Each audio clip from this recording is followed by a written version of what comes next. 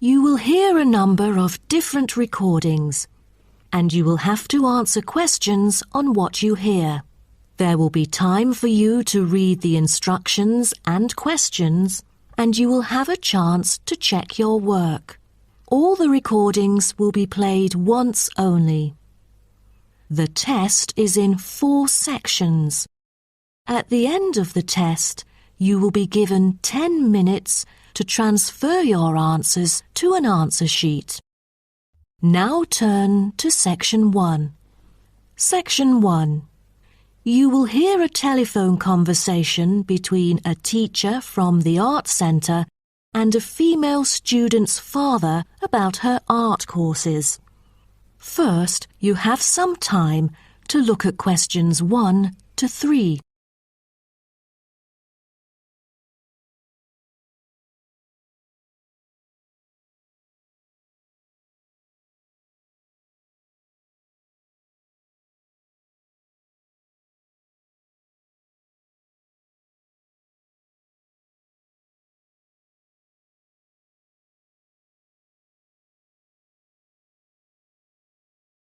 You will see that there is an example which has been done for you.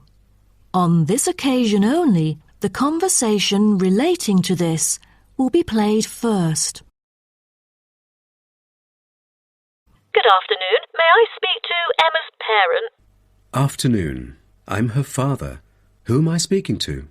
This is Emma's teacher, Jane Carson, calling from the Arts Centre. I'm just calling to talk about her drama class at the centre. Oh, thank you for calling. How's Emma doing in drama class? You know, she just transferred here last month, unlike the others in her class who have been taking the course the whole semester since June. So I'm a bit worried that she might not fit in so well. The father says his daughter Emma has been taking the course since last month, so C has been circled as the answer. Now we shall begin.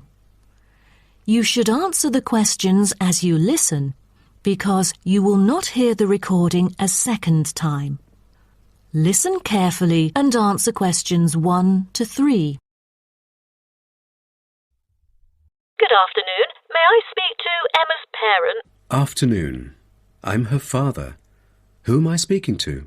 This is Emma's teacher, Jane Carson, calling from the Arts Centre. I'm just calling to talk about her drama class at the centre. Oh, thank you for calling. How's Emma doing in drama class? You know, she just transferred here last month, unlike the others in her class who have been taking the course the whole semester since June. So I'm a bit worried that she might not fit in so well. There's no need to worry. She exhibits a strong performance in her drama class. Is that so? Yes, she didn't adapt to the new environment as quickly as I originally expected, and seemed a bit shy at first, but a few days later she made a couple of friends and became more talkative and also more involved in class. Emma really is a role model for others because she has always been an active participant during class. She voices her own ideas and is very creative. I didn't expect that, but I can tell that she really enjoys the course because she's been talking about it at home frequently these past few weeks. That's great to hear. Interest is always the best teacher.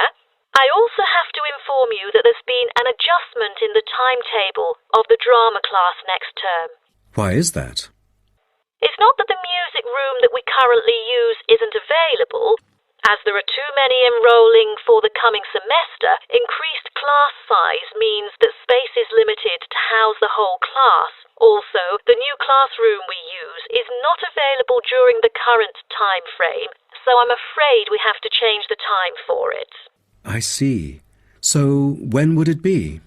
As you know, the current class begins at 3:15, but the new time of the drama class would be 4:45. I'm afraid I have errands to run during that time. On the other campus, the class still begins at 3:15, but for the campus Emma goes to, it is the only time available for drama class. Oh, I see. I have to make adjustments to my course schedule then. No problem. Before you hear the rest of the conversation, you have some time to look at questions 4 to 10.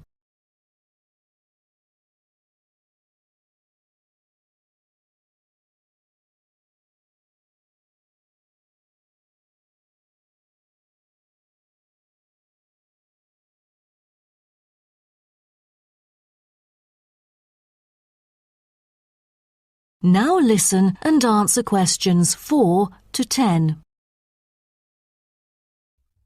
Miss Carson, I'm thinking about signing Emma up for another art course. I'm thinking about dance class.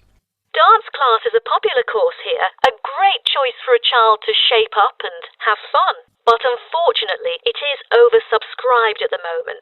I have to put you on the waiting list. That's too bad. What else can I choose from then? Could you give me some advice? Sure. Emma could take singing class as well. This would improve her musicality. Sounds good. When is that? It is held every Friday evening. That's too bad. Emma already has a swimming class earlier that evening. It will be too late for her to come home if she takes this course. There is also a vocal course available. Emma's got a great voice. I'm sure she'll stand out in the class. Tell me about it. The vocal course starts at 4:30 p.m. every Tuesday. It isn't fully booked yet. Great teacher, experienced and beloved by students. The price is a bit higher though. How much is it? It's $110. Oh, that's too much. Way over our budget. We have to cover the extra cost if we choose it. Or maybe Emma could take music class. What is it about? Learning about songs and musicals. Well, the students have the opportunity to play different instruments like the piano, drum and so on. They can also learn to write music under professional guidance. That's exactly what Emma is eager to learn. How much would it cost? It was $63 last term, but this term it is $85, $22 more than the original price. We can afford that. When does the course begin? The course starts on September the 7th. Can we start 1 week later, on September the 14th? My daughter will be on a trip to France with her mum on the 7th. No problem, and the teacher for the class is Jamal Curtis. Just contact him if you have any further questions regarding the course. Jamal Curtis? How do you spell Curtis? Oh, it's C-U-R-T-I-S. Thank you. That is the end of section 1. You now have half a minute to check your answers.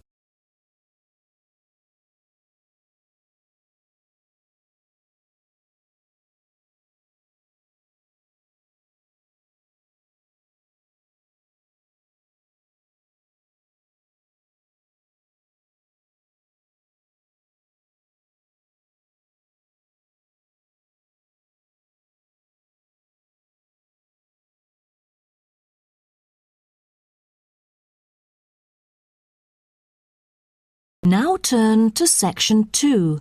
Section 2. You'll hear a coordinator for the annual ski and snowboard exhibition talking to the audience about some practical information for the whole event. First, you have some time to look at questions 11 to 15.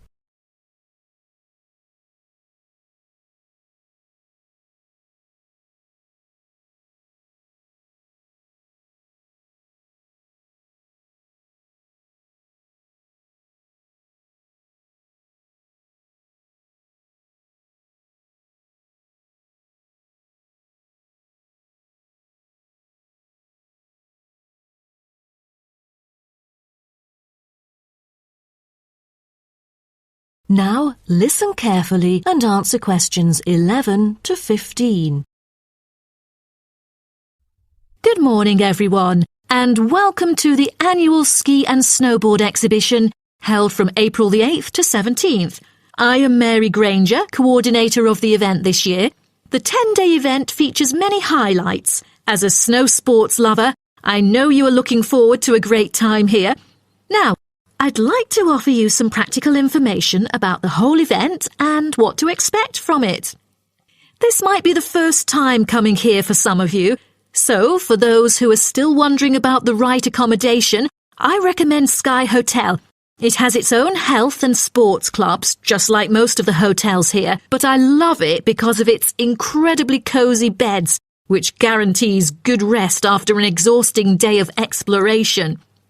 If you haven't brought your own equipment, like poles, boots and skis, they are available for purchase or rent at Ski Set or Snow Rental.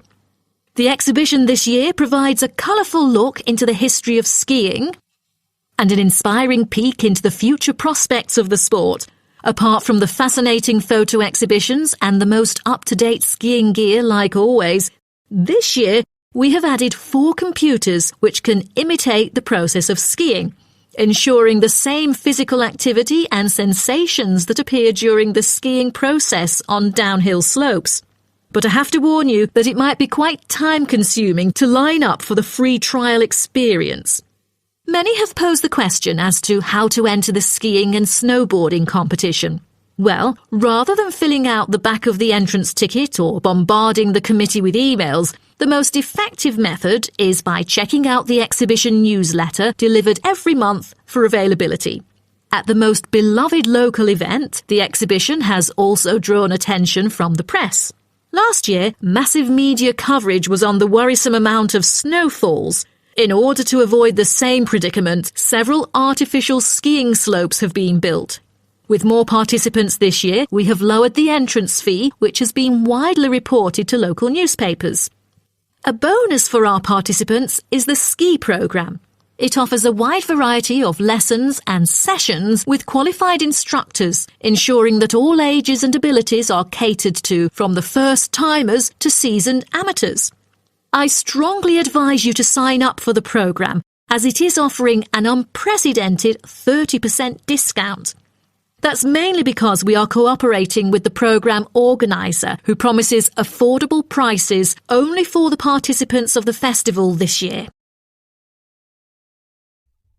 Before you hear the rest of the talk, you have some time to look at questions 16 to 20.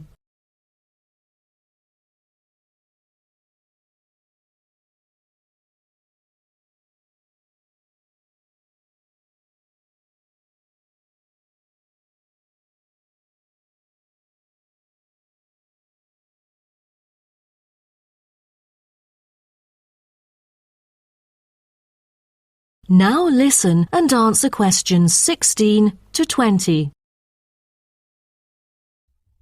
Now, I would like to introduce you to the list of presentations during the following week so that you can better plan your schedule. The first presenter, Simon, is one of our best ski instructors. As an experienced instructor, he will inform you about the dangers that face skiers and snowboarders. Accidents happen mostly to those who are careless or ignorant. Good risk management involves considering both the probability and consequences of an accident. The next speech, titled Solution, is given by Jamie Kurt. A list of problems may occur to novice skiers and snowboarders, so he is going to offer useful information for first-timers on choosing the appropriate gears, the right dress code, and ways of protecting your skin. For instance, some of you may have rented the skiing equipment, but rental footwear is notoriously uncomfortable. Then, Jamie will provide instructions to help make your footwear fit better. The third speech is about a documentary introducing skiing and snowboarding and the difference between the two sports. It also depicts a group of snow lovers exploring new slopes with breathtaking views. The director, Andy Fisher, will be there, addressing the whole shooting experience. The fourth talk is about the tricks of skiing, presented by Harry Tyson. It is most useful for those who have already tried skiing, yet still need more practice to master the sport. Harry will teach you how to turn more skillfully. A lot of people can keep their skis roughly parallel, but there's no point if you make it hard to work with and slide around out of control. Useful exercises will also be suggested to improve your parallel skiing technique so that you can tackle steeper slopes and enjoy yourself more.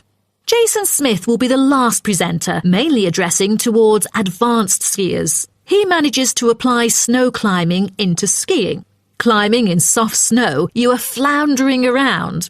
Walking becomes harder. So, a good trick during climbing is to maintain a wider gait, approximately shoulder width, so that you are more stable while walking. This works for skiing as well. That is the end of section 2. You now have half a minute to check your answers.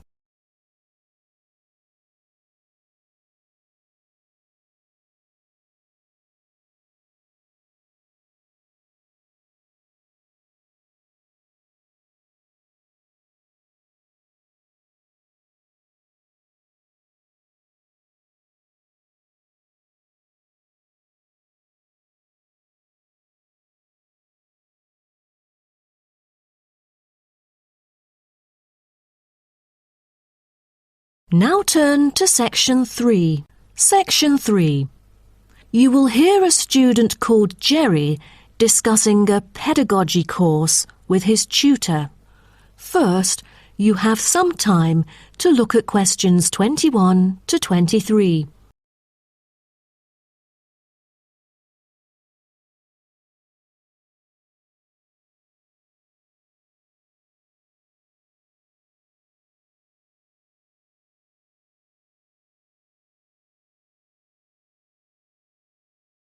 Now, listen carefully and answer questions 21 to 23.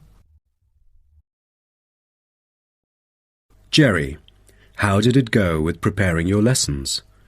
Is there anything you would like to discuss?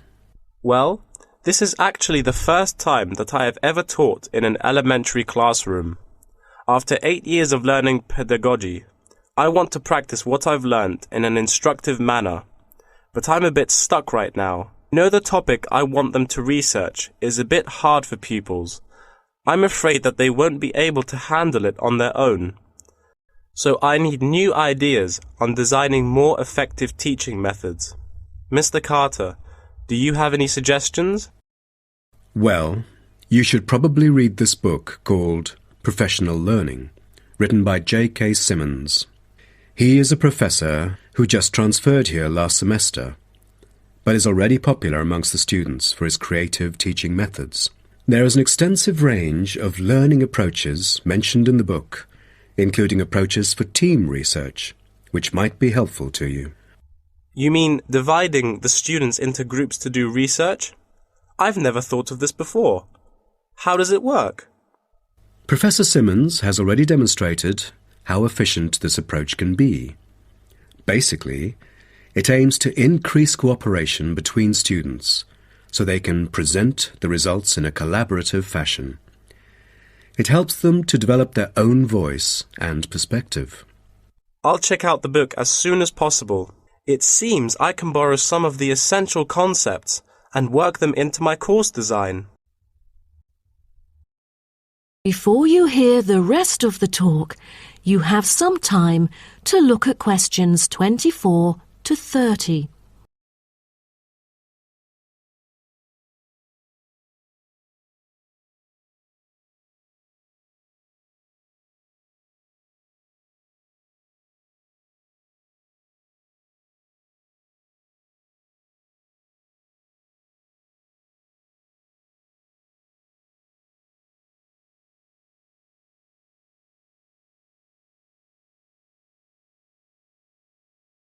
Now listen and answer questions 24 to 30.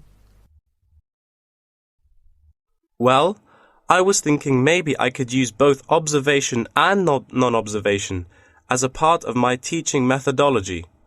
Could you take a look at my teaching plan? Sure. What kind of observational methods do you have in mind? For the observational part, I intend to include two approaches. First, the pupils can assess each other's behavior. I feel that reviewing fellow students through criteria-based reference evaluation allows constructive feedback. It can also improve their understanding of the subject material. That's a smart move for a large class that would be hard to observe all by yourself. Also, you might want to get the feedback from several different individuals rather than just one. So how do you plan to carry out the peer assessments? Oh, every pupil will be required to write a diary, which includes group projects, presentations, and in-class discussions. They'll put down their remarks. I'll collect them on a regular basis, which can also help me see whether they can keep up or not. Good. What else do you intend to do? Besides that, I also plan to do video recording. I've already purchased a camera, just in case I miss anything important. I can go back and review their performances anytime I want. Would you record every in-class activity? No, I'll just keep track of an in-class simulation, which would require every pupil to fully participate. Students will act as members of a city council meeting, discussing issues like whether or not prohibition should be instated in the United States. This kind of teaching method is both inspiring and challenging. I can't wait to see how yours works out. Do send me a copy of the assessment afterwards, will you? No problem. So, what do you have in mind for the non-observational approaches? Well, my plan is to quantify the statistics. Numbers do not lie. It is the most direct way to measure their performance. See how well they've learned. Where does the data come from? I'll evaluate the test results, including the midterm, final exam, and pop quizzes, which would only take up about 40% of the overall assessment. Sounds like a lot of tests and assignments. Please remember that you don't want to wear out your students. Keeping them engaged is the key to efficient learning. Once they are exhausted, they just stop trying. Oh, I haven't thought about that. You are right. I don't want to frighten them with tons of assignments and exams. I'll make note of that. Thanks for the advice. I remember last time you mentioned questionnaires, right?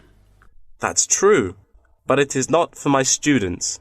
In fact, they have to design their own questionnaires and choose the respondents using the internet.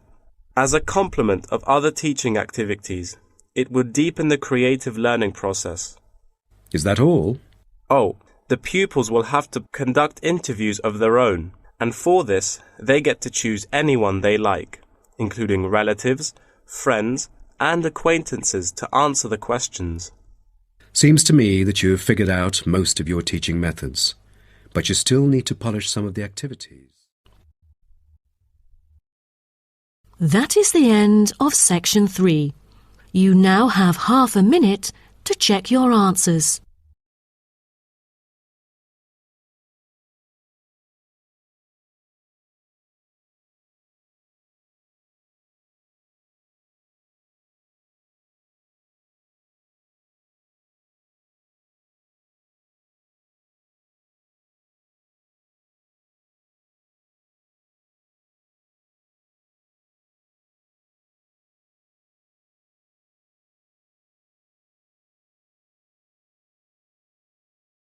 Now turn to section 4. Section 4.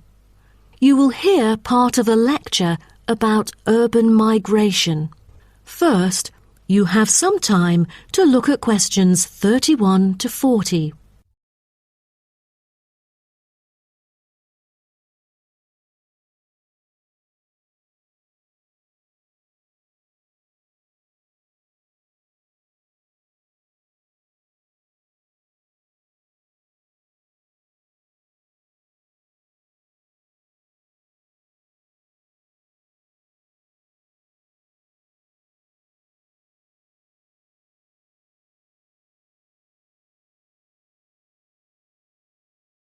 Now, listen carefully and answer questions 31 to 40.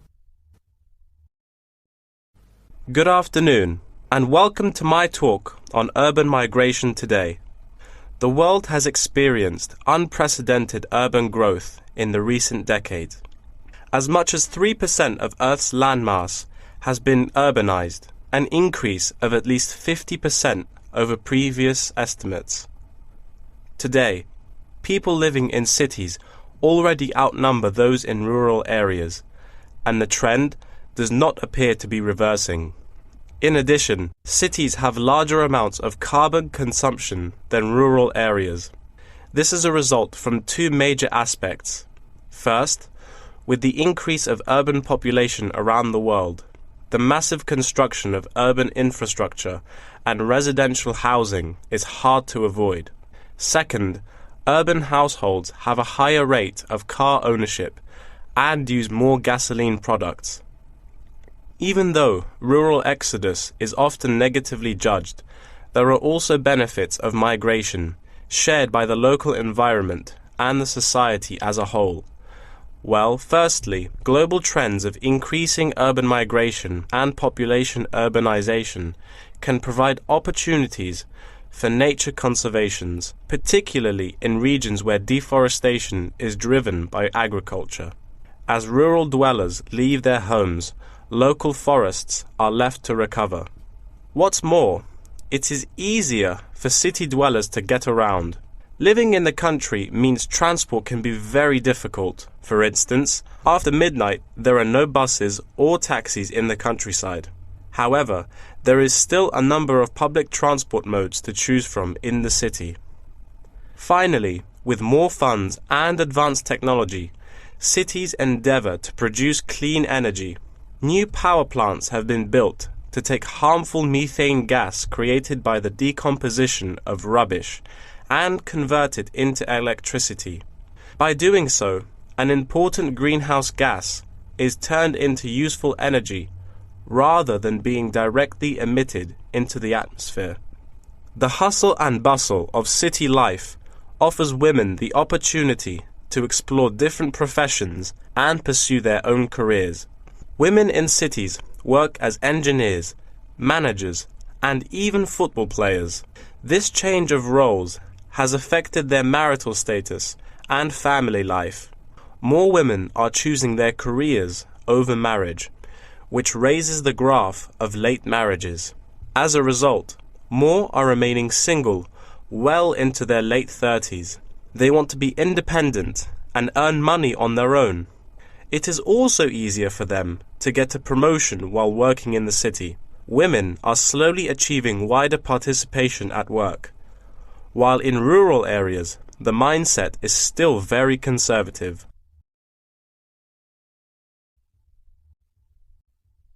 However, cities also change the way that humans interact with each other and the environment, often causing multiple problems. In general, urban wages are significantly higher, so moving to the city is an opportunity to earn what was impossible in rural areas. However, the wage difference is often offset by the higher cost of living and absence of self-produced goods, including subsistence farming. A sizable proportion of new corners attach greater importance to money and gradually abandon their former way of life, thus risking losing their culture. These new city residents are also faced with another problem. According to statistics, crime rates are significantly higher in densely populated urban regions than in rural areas. For instance, property crime rates in our metropolitan areas are 3 to 4 times as high in comparison to the rates in rural communities. Immigrants, upon arrival into cities, typically move into the poor, blighted neighborhoods because that is where they can afford to live. Crime in these areas is high and reflects poor living conditions, as these neighborhoods experience great levels of poverty. This pattern also occurs for violent crimes, which is much more common in large urban areas than elsewhere. In addition, traffic congestion and industrial manufacturing are prominent features of the urban landscape, which take their toll on the natural environment and those who depend on it. Air pollution from both cars and factory emissions affect the health of countless urban residents. Rural to urban migration can boost the urban economy. With a better economy, cities provide their residents with better welfare, but the concentration of services and facilities such as education, health, and technology in urban areas inevitably contributes to greater energy consumption. Another problem with life in the city is traffic congestion. It makes people late to work and thus stresses us out before we even get there. Deliveries can't arrive on time, gas costs money. The quality of life of those commuters starts to decline. What's worse is that if congestion makes it harder to match the right workers to the best jobs, it is economically inefficient as well. That is the end of section 4. You now have half a minute to check your answers.